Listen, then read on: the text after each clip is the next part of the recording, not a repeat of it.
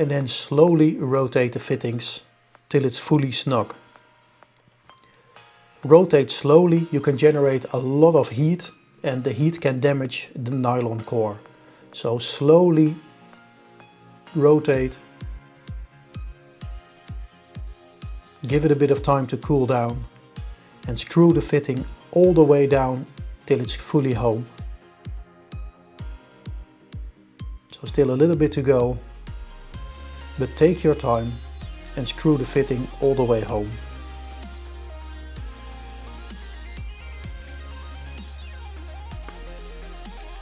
To cut hose to length, the best tool to use is a dedicated pipe cutter. Put it square to the hose and start cutting.